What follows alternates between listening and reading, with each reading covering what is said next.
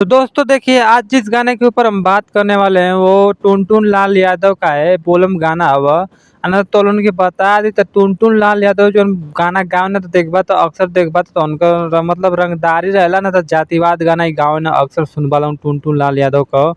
न तो तो उनके गाना बता दी बोलम गाना के बारे में जो गानवा का नाम ये है कि ऐरान रखिया। न तो उनके बता दी कि गाना जो है कि जातिवाद गाना। तो भैया लोन बता दिए गाना जौन गईले बाड़ा टुनटुन लाल यादव हैरान रखिया। ई गाना सुनला के बाद हमके तो ये पता चलत ह कि जातिवाद गाना हमके बिल्कुल पसंद ना लगेला। लेकिन गाना में ई देखबा तो नहीं जौन गावे न बहुत शानदार ई गाना गावे न बहुत मजेदार मतलब गाना गईले हम भोजपुरी के गा के मतलब बहुत अच्छा गाना ई देले हम भोजपुरी वालन के। लेकिन बोलम गाना देखबा तो इहो इसमें गावत हम आए गनवा के बारे में हम जौन गाना इनकर आइल बा हैरान रखिया।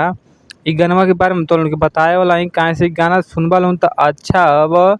लेकिन जो है कि गाना गावे न तो ई जोन गाना गईले हम मतलब देखबा तो जातिवाद वाला तो ये अच्छा ना लगता। लेकिन गाना सुनबा तो अच्छा लगी।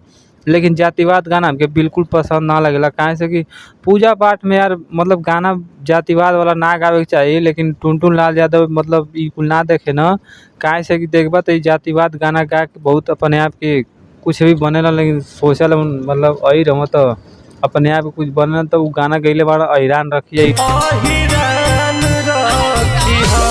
बस यही देख के तो पूरे सपने आते तो हैं। वही से हम सोचने कि हर सिंगर गाने के बारे में बातचीत होती है तो इनहू के बारे में काहे ना बातचीत हो जाए काहे से कि यो गाना गावे में बहुत अच्छा।